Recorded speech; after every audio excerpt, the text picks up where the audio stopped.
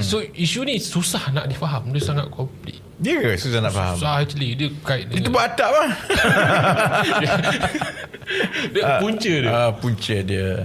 Yalah, dia ada banyak cerita. Kemudian Negeri Sembilan ni adat perpatih pula kan. Itu susah kan. So biasa macam mana nak mudahkan nak explain kronologi dia? Saya rasa dia kena faham asal usul yang memulakan inilah kan. Dia pada awalnya dia hanya nampak seperti pergolakan di antara undang-undang, bukan undang-undang law dia ada 4 orang undang. Jadi undang-undang di Negeri Sembilan ada 4 orang, tambah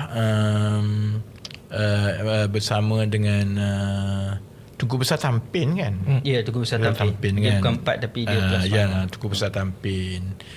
Dia bermula dari soal perselisihan di antara undang yang 4. Actually betul, dia tak panggil undang-undang, dia panggil undang yang 4. Undang yang 4 dan juga Tunku Besar Tampin dengan Yang Mak Mulia Yang di-Pertuan Besar Negeri Sembilan Tuanku Mukhris lah kan. Dan kita hanya tahu sekarang lah bila isu ni meletup kan. Perkara itu sebelum ini proceeding perselisihan faham itu berlaku di dalam Dewan Keadilan dan Undang Negeri Sembilan DKU, iaitu dewan tertinggi yang menyelaraskan dan mengawal adat pepatih kan, kepada yang bukan orang Nogori lah. Saya tak tahu berapa ramai orang yang faham tentang adat pepatih, asal usul Negeri Sembilan ni. Saya bukan orang Nogori kan, tapi saya minat sejarah sedikit sebanyak lah kan. Kerana asal usulnya Negeri Sembilan ni orang berdagang kan, Minang dulu orang berdagang daripada Sumatera. Jadi bila dia orang settle di Negeri Sembilan tu, dia ada daerah-daerah dia lah, itu yang jadi sembilan itu kan. Dan sesama mereka tu dia macam penghulu lah. Jadi untuk ada seorang yang macam raja yang boleh mentadbir dan diterima oleh kesemua itu, asal usulnya mereka bersetuju untuk menjemput Raja Melewa daripada Sumatera lah, Pagaruyung. Daripada Pagaruyung kan. Jadi awalnya ialah setiap kali nak pilih yang di-Pertuan Besar, mereka perlu bersetuju siapa untuk dijemput daripada Pagaruyung kan. Dan sehinggalah kepada, saya ingat, Yang Tuan Radin. Selepas Yang Tuan Radin itu, persetujuannya ialah yang di-Pertuan Besar itu mestilah salah silah dan keturunan Yang Tuan Radin. That was 1870 plus, macam tu lah kan. Jadi sebab itu adat perpatih ni dia very demokratik dan dia ikut maternal lineage kan. Dia daripada yang bawah kan, luak-luak kan. Aku pun dah lupa lah sukunya, buah lembaga undang baru kan? Yang Tuan.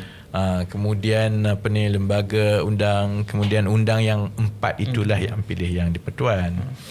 Jadi sebenarnya bila dia dah meletup, baru kita tahu sebenarnya isu mengenai seorang undang Sungai Ujong.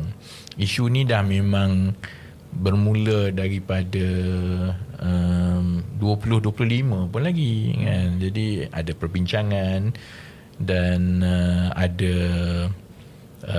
aduan, dan perkara itu diuruskan di peringkat DKU lah sehingga April kan, sehingga April DKU mengumumkan bahawa Undang Sungai Ujong telah dilucutkan jawatan. Jadi daripada situlah bermula. Masa itu pun masa pelucutan jawatan Undang Sungai Ujong tu pun saya ingat dia tak jadi berita sangatlah, senyap je semua kan. Kemudian yang besarnya ialah bila undang yang 4 itu buat kenyataan media lah, menurunkan takhta Yang Mak Mulia Tuanku Mukhris lah kan? By life. Dia buat live masa tu. Dia buat live kan. Dan rentetan daripada itulah dia mengheret Tok Min, Datuk Seri Aminuddin Harun sebagai Menteri Besar, kerana bermula apabila Undang yang 4 mengatakan bahawa Tok Min pun dah kena letak jawatan, dan yang terakhir ialah apabila itu bukan 19 adun negeri 19 adun tu campur dengan PN. Yes, betul. 14 BN 5 PN. Sehinggalah kepada adun BN lah buat, you nak panggil langkah apa ni, langkah Pertang ke langkah Jalaluddin? Langkah Jalal lah. Langkah Jalal. Orang panggil banyak, kalau kat social media tu orang panggil langkah Jalal kan. Membuat keputusan menarik balik sokongan kepada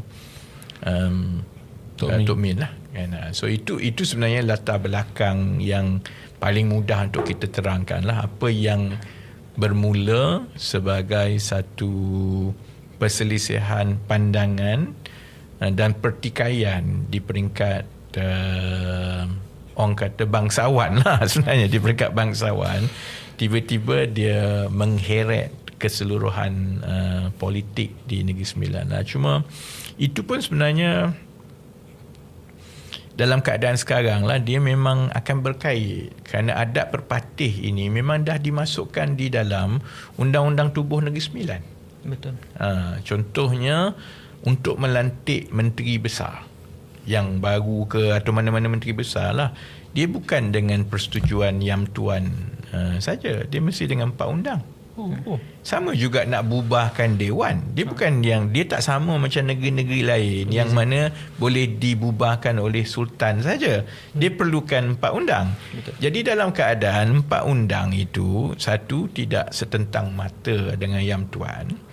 Keduanya, Undang Sungai Ujong, kalau ikut pendirian kerajaan Negeri Sembilan kan, telah dipecat.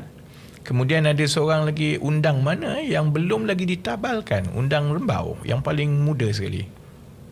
Undang ada 4 ni. Sungai Ujong, Rembau, Johor, Jelebu.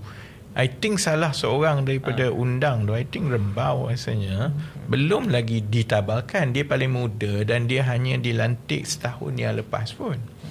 Jadi dan even katakanlah you nak bubar dewan ke, you nak lantik menteri besar yang baru, dalam keadaan kedudukan undang yang 4 itu pun dipersoalkan dari segi undang-undang pun bermasalah.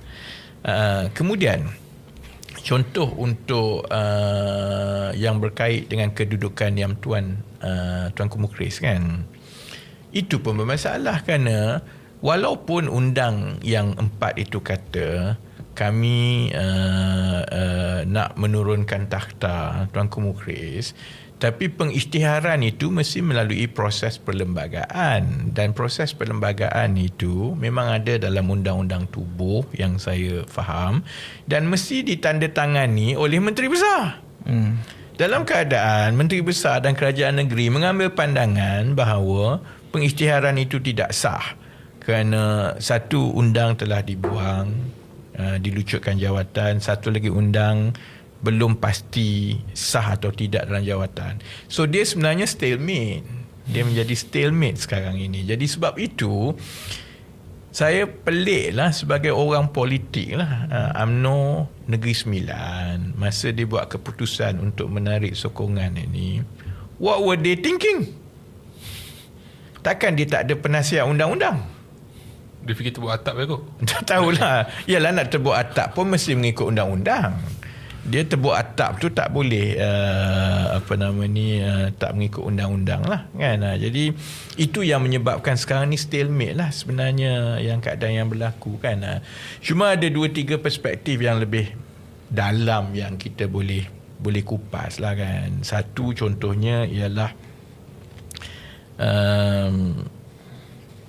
dari segi kesan politik kan.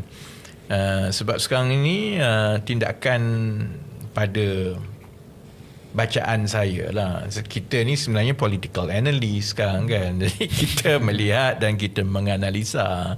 Tak tentu yang kita kata tu betul, tetapi memang bidang kita menganalisa politik lah kan. Selepas kemelut ini berlaku, dia meletakkan politik di Negeri Sembilan itu kepada dua pihak lah. Satu ialah di sebelah Yang Tuan besar, Yang Tuan Negeri Sembilan, Tuanku Mukhris dan keluarga, dan juga bersama-sama dengan Datuk Seri Aminuddin di satu pihak. Satu lagi pihak ialah UMNO yang menarik sokongan dengan undang yang 4. Jadi this is where akhirnya bila sudah ada political impasse macam ini, dia dah orang kata jam, neither party can move nor retreat kan. Akhirnya dia akan kembali kepada rakyat lah. Dan that's where saya rasa kelebihan itu ada di sebelah Tuanku Mukhris dan juga Tok Min lah. Kenapa? Sebab satunya Tuanku Mukhris dan keluarga ni sangat popular. Sangat-sangat popular. Kan? Then you can check the outpouring of support dekat social media. Dan saya faham lah kalau kenapa mereka sangat-sangat popular. Okay, I have to declare lah, saya kena isytihar kan. Nanti orang kata conflict of interest lah apa kan. Saya memanglah kenal dengan keluarga Tuanku Mukhris kan. Baik dengan Tuanku Mukhris sendiri. After all, pingat kebesaran saya Datuk Seri daripada Negeri Sembilan. Dan memang kalau dari segi sembah menghadap, memang antara rulers yang saya paling banyak sembah menghadap ialah Tuanku Mukhris lah. Kemudian ditakdirkan jugalah, sebenarnya saya kenal anak Tuanku Mukhris sebelum Tuanku Mukhris sendiri, sebab saya menghadap Tuanku Mukhris tu selepas saya jadi menteri kan. Tapi saya kenal yang pertamanya anak bongsu dia lah kan, Tunku Zain. That was in late 90s, early 2000. Masa tu saya dah kerja di London dan Tunku Zain masa itu belajar di LSE. Dan biarlah, you know, kami yang orang kata progressive minded, sebab dekat London ni berapa kerat sangat orang, tambah yang dah bekerja semua yang ambil minat pasal apa yang berlaku di negara kan. Jadi memang ada beberapa ruang yang ialah kami kenal, ada beberapa program yang kami bersama kan, Tunku Zain kan. Kemudian ditakdirkan juga anak sulung kepada Yang Tuanku Mukhris, Tunku Ali. Tunku Ali sekarang Tunku Besar Seri Menanti kan. Ya, betul. Tunku Ali is my age kan. Dan tapi dia cepat lah sebab dia pergi international school di UK semua. Dan dia pergi ke Cambridge tu, is a Cambridge graduate kan. Dia pergi Cambridge, jadi we have a lot of common friends. Kami sezaman yang sama masa di UK, dan masa di UK, masa dia di Cambridge, memang banyak common friends yang senior saya dari MCKK, kawan-kawan yang berada sezaman dengan dia kan. Dan kemudian bila dia balik Malaysia, finally dia kerja, last kali dia kerja dengan Khazanah. I think he started dekat Boston Consulting Group rasanya kan. Kemudian dia kerja dengan Khazanah kan. Masa dia kerja dengan Khazanah pun also circle of people itu adalah common friends. Some people yang memang rapat dengan saya kan. Jadi in that sense saya kena isytihar lah. Memang I kira kenal baik dari segi budi pekerti keluarga yang Tuanku Mukhris ni lah. You want to ask something? Kau dah pegang ni? Amin nak ask. Okay, Wabi, kalau kita nanti sekejap. Okay, so let me finish on that bit about popularity tu dulu kan. Sebab yang ini yang saya rasa UMNO tidak jangka lah, the outpouring of support kepada Tuanku Mukhris. Kemudian Tuanku Mukhris, sejarah dia ni agak panjang. selepas almarhum ayanda kepada Tuanku Mukhris mangkat tahun 68 saya rasa kan. Tuanku Menawi kan, Tuanku Menawi mangkat. Tuanku Mukhris tidak dipilih sebagai Yam Tuan. Yam Tuan itu pergi kepada almarhum bapa saudara Tuanku Jaafar dulu kan. Jadi Tuanku Mukhris hidup sebagai orang biasa. And dia ada anak autism kan. And I think ramai orang dan orang Negeri Sembilan mengikuti hidup biasa dia tu membesarkan seorang anak autism. And that relates a lot tau kepada orang Negeri Sembilan, dan bukan saja orang Negeri Sembilan, rakyat biasa lah. Dan dia sepanjang masa itu dia saya ingat Tuanku Mukhris sebelum dia jadi Yam Tuan, dia Tunku Besar Seri Menanti lah. Dan dia menjalankan tanggungjawab tugas dia kepada Negeri Sembilan seperti biasa, walaupun dengan cabaran sebagai orang biasa membesarkan anak autism semua kan. Dan anak-anak dia pun Tunku Zain, Tunku Ali, highly educated kan. Dan bila Yam Tuan dah jadi Yam Tuan, I think 2008 kan dia jadi I can't remember 2008 dia jadi Yam Tuan. So I know I remember Tunku Ali has to quit his job lah dekat Khazanah, because dia kena menjalankan tugas dia kan.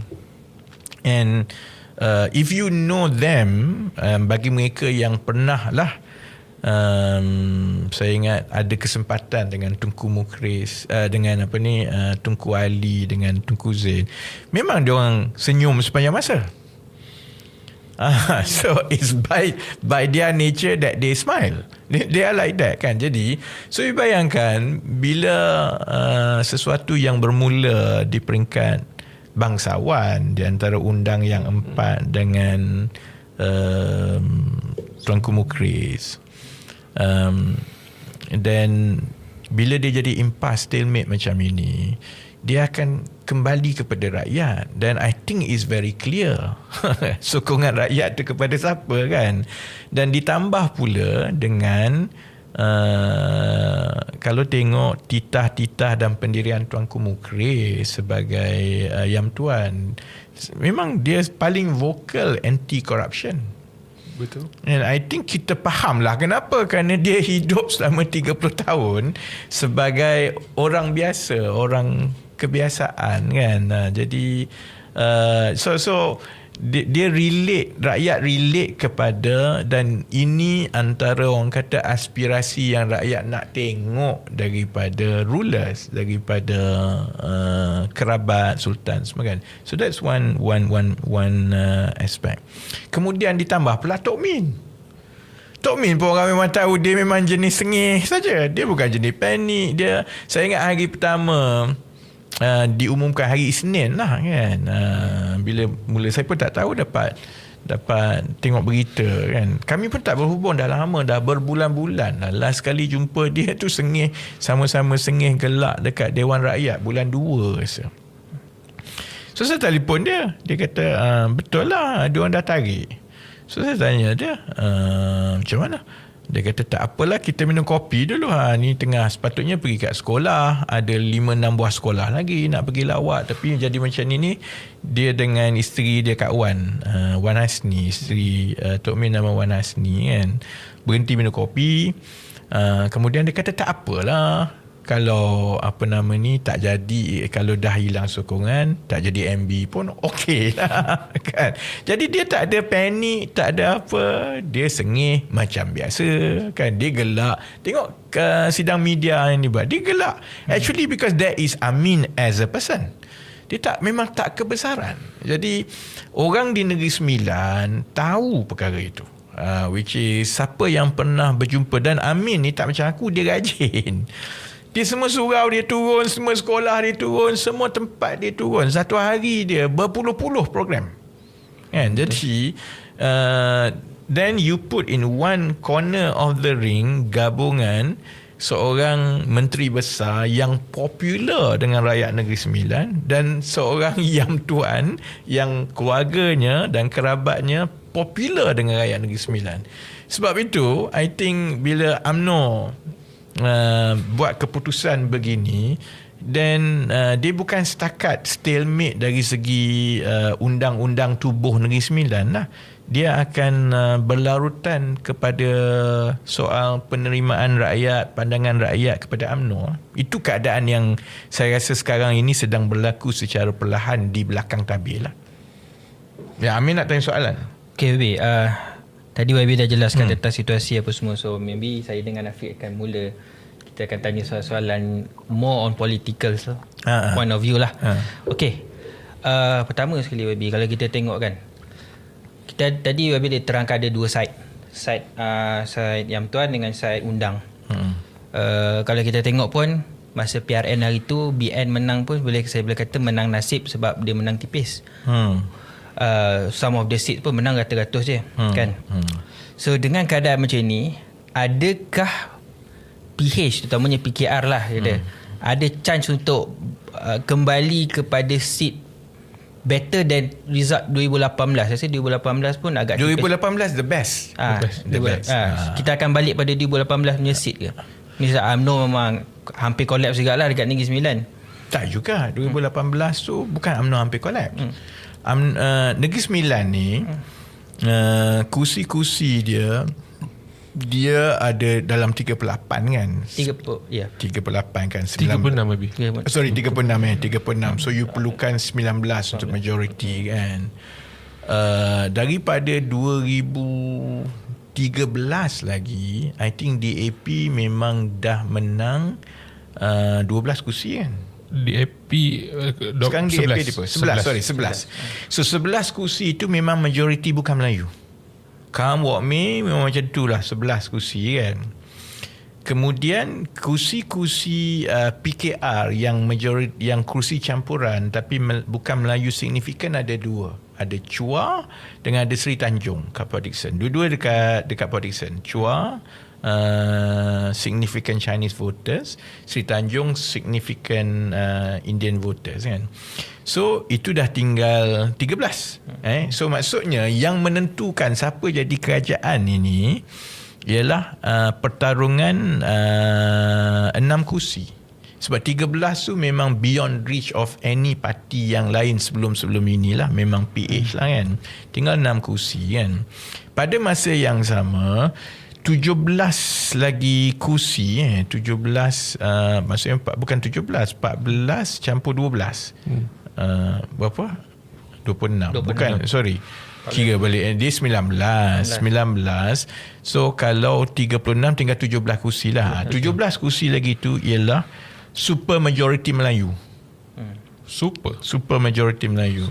Macam kerusi okay lah, to be maksudnya 70% ke atas lah. Contohnya macam kerusi YB Jalaluddin kan, Datuk Seri Jalaluddin, kursi dia dekat Pertang, kat Simpang Pertang, dekat Jelebu.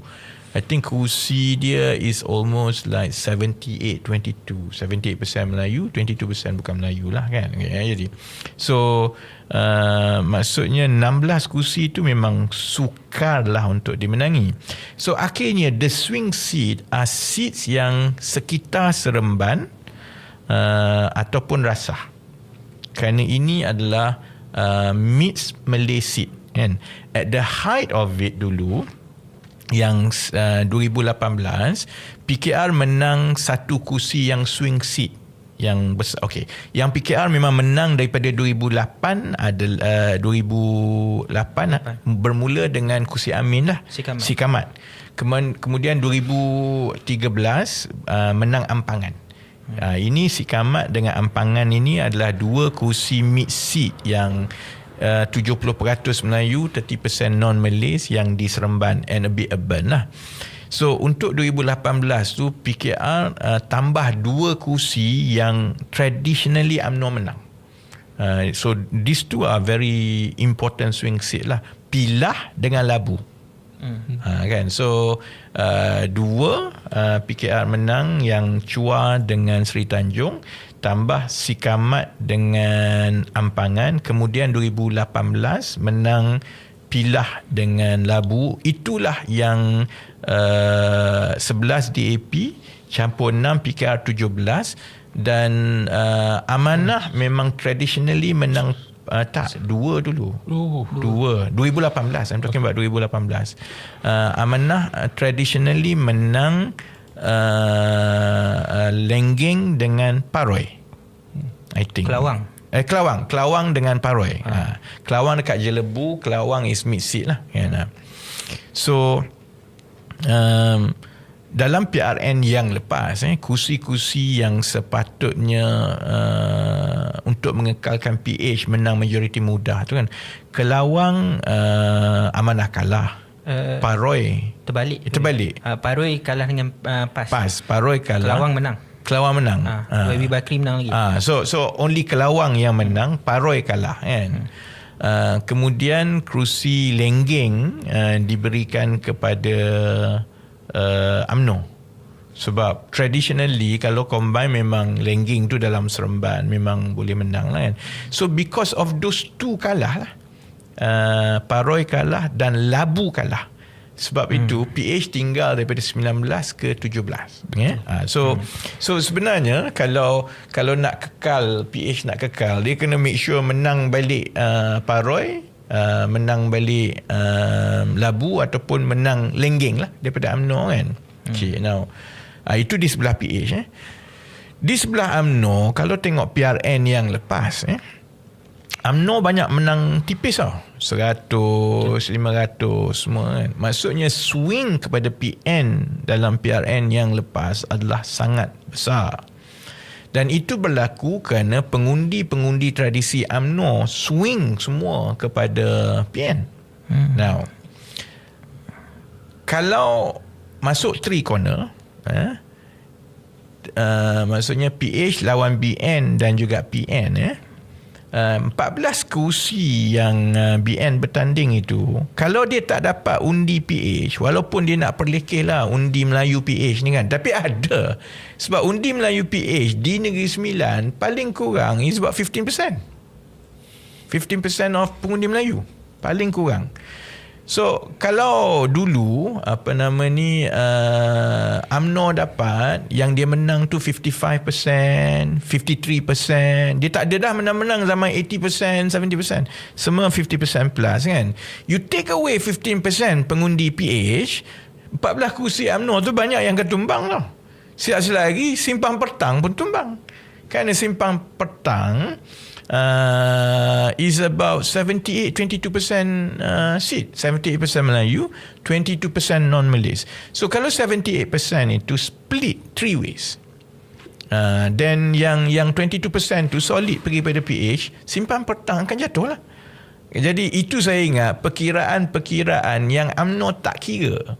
Sebab itu saya kata sebelum apa-apa, check dulu the number every and eventuality. Bila keluar keputusan pilihan raya tu, you must know saluran demi saluran, ikut kawasan, so that you know your strength. Tapi agak jelas lah UMNO tidak, ataupun UMNO Negeri Sembilan tidak kira. Itu yang akhirnya membawa kepada kesan yang lebih menyeluruh kepada UMNO di seluruh Malaysia lah. Kerana sebab itu kalau kita tengok kepimpinan UMNO pusat, dia dah mula backpedal sedikit lah. Betul. Lepas sehari. Dan yang terkini, saya ingat semalam kan, keputusannya ialah UMNO, kepimpinan UMNO menghormati keputusan dan pandangan 14 adun itu, tetapi akan tetap kekal menyokong kerajaan. Jadi dia dah jadi, ini yang kita kata tembakan pramatang ni, premature. You nak susun sesuatu, you tak fikir betul-betul kan. But the bigger issue is apa kesannya bukan sahaja di Negeri Sembilan tetapi kepada UMNO secara keseluruhan lah. Sebab label tebuk atap ni memang negatif lah, terutamanya kepada pengundi-pengundi yang progresif. Yang dalam PRN dan beberapa PRK yang lepas, pengundi progresif yang menyokong PH itu sebenarnya telah mengundi UMNO. Pengundi UMNO yang tak undi UMNO pergi undi PN. Dan kemenangan-kemenangan UMNO daripada PRN sampai ke PRK itu banyaknya bergantung kepada pengundi-pengundi progresif Melayu, pengundi bukan Melayu.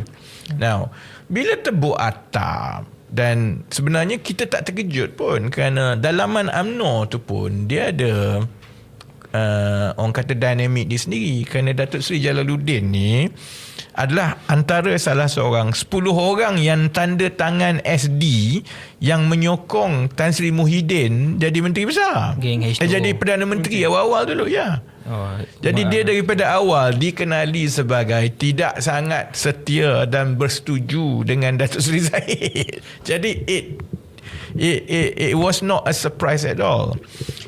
Yang sekarang ini UMNO perlu navigate kan, dan yang akan menjadi persoalan orang ramai ialah sementara orang Nogogi tak terkejut lah kalau Datuk Seri Jalaluddin mulakan langkah Jalal ni, sebab dia memang nak jadi MB daripada dulu.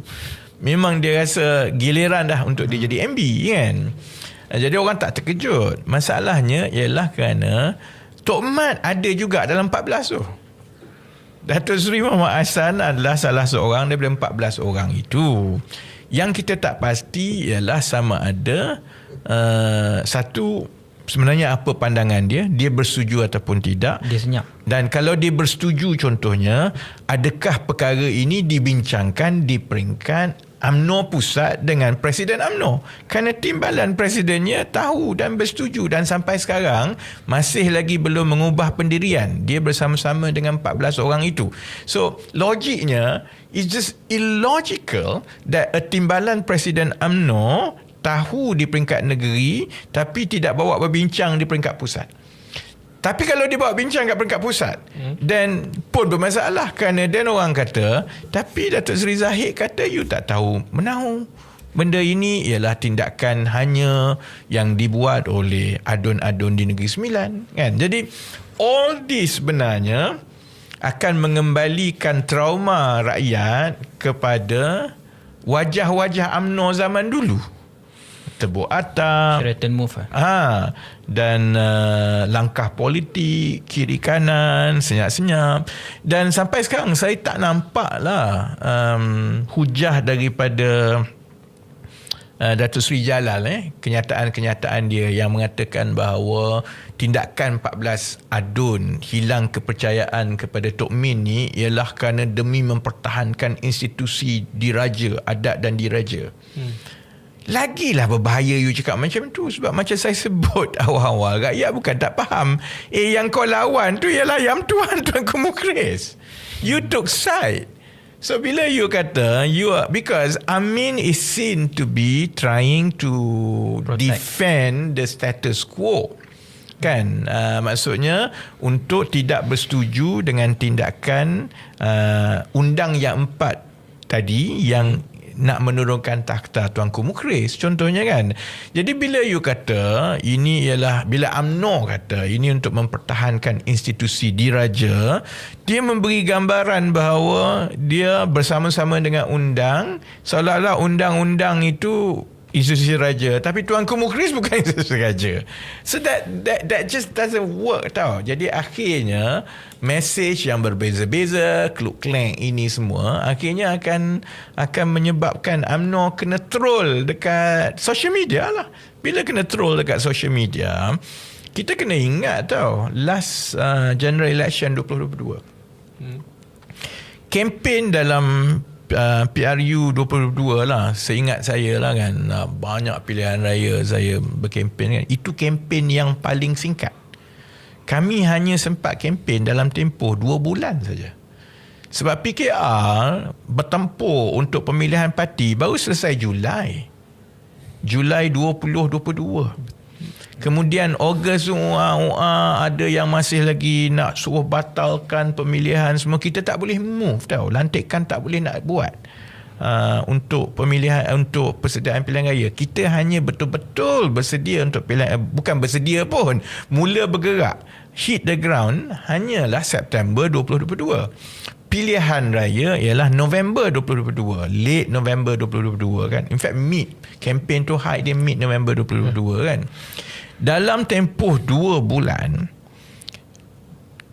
kita manage to swing the tide daripada UMNO menang besar di PRN Melaka, Johor, dan UMNO sangat confident dan rakyat rasa UMNO akan kembali. We can swing sampai UMNO dapat nombor corot.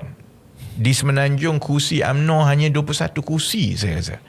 Parlimen Johor dan Melaka pun swing balik. Parlimen Johor, Melaka swing balik. It only takes 2 months. Kenapa? Because social media ni maksudnya sentimen itu memuncak dengan cepat.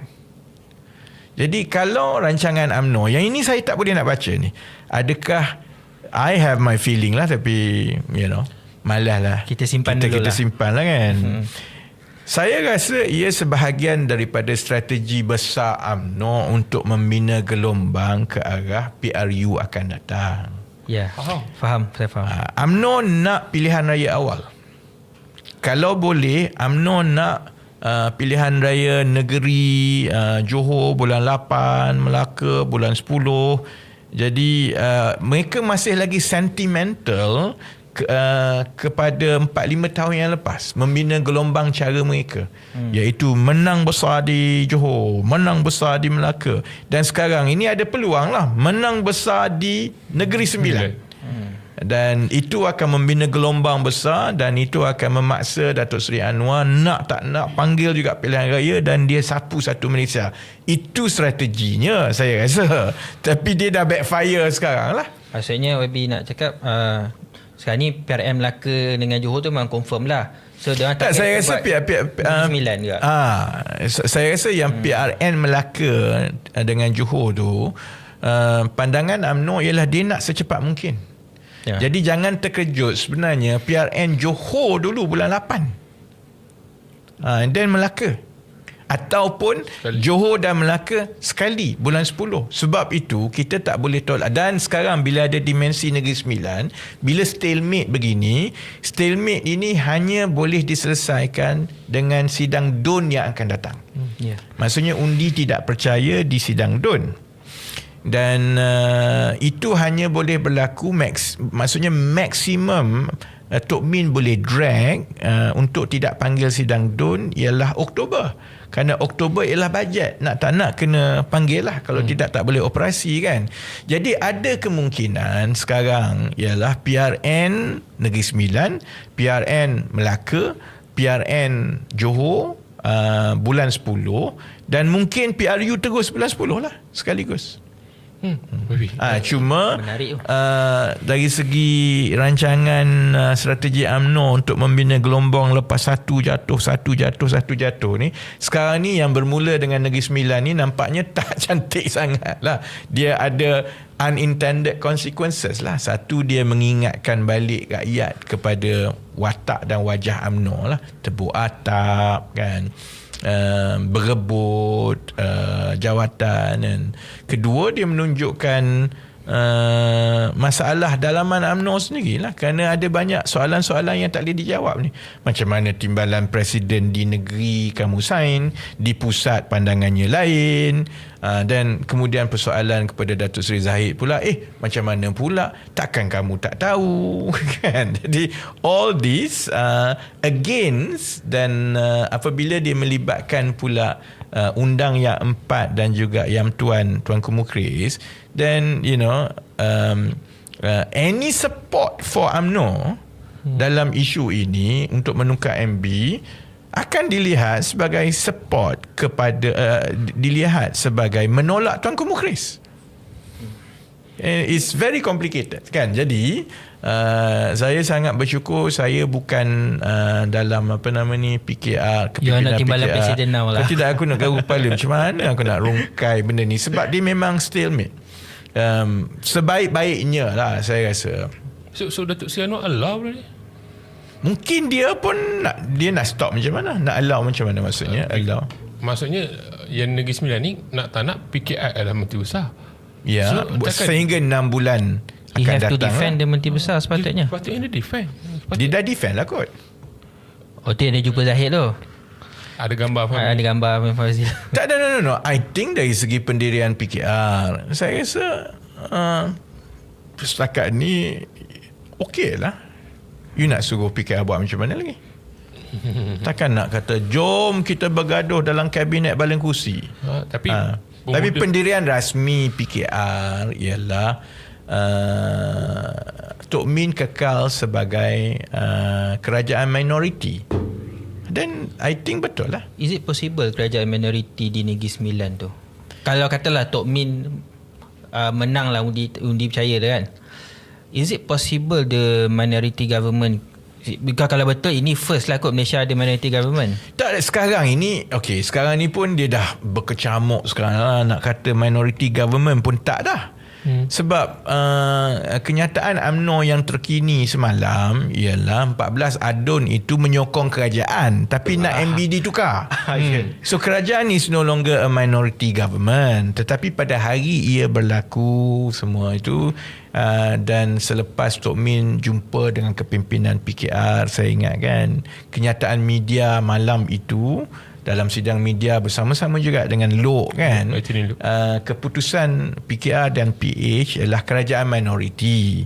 Maksudnya dengan 17 kerusi, oleh kerana tidak ada parti-parti lain pun yang boleh membentuk kerajaan dan sebarang bukti mendapat majoriti itu perlu dibuktikan mengikut Undang-Undang Tubuh Negeri Sembilan.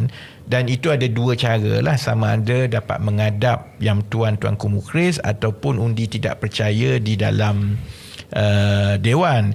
Sehinggalah perkara-perkara itu dapat dilaksanakan, maka Tok Min kekal sebagai Menteri Besar lah. Itu yang dipanggil sebagai kerajaan minoriti. Kemudian hari Khamis bila UMNO kata 14 adun itu kekal menyokong kerajaan tapi nak tukar MB, dan dia dah tak ada di kerajaan minoriti dah. Jadi saya ingat harapan UMNO sekarang untuk menyelamatkan air muka ialah dia akan cuba negotiate supaya dapat lagi banyak exco, dapat lagi banyak benda lah dengan PH. Sebab kalau kita tengok statement UMNO last tu kan dia nak bincang dengan PH. Dia nak aktifkan clause berapa tak ingat dah perpaduan dia kan untuk bincang kalau ada apa-apa isu. So maybe dia demand lah. Aku pun tak ingat aku yang tulis perjanjian tu. Dia memang ada satu clause kalau ada pertelingkahan ke apa, dia ada mediation lah. Mediations. Itu untuk kita mengelakkan daripada bergaduh di luar lah. Tapi tak berlaku lah, dia orang dah bergaduh baling kursi. Bila dah jam baru nak invoke clause mediation. Okay baby. Okay. So kita move kepada topik seterusnya. Ini pun menarik. So kita ada baki dalam sejam lebih lagi baby. Boleh.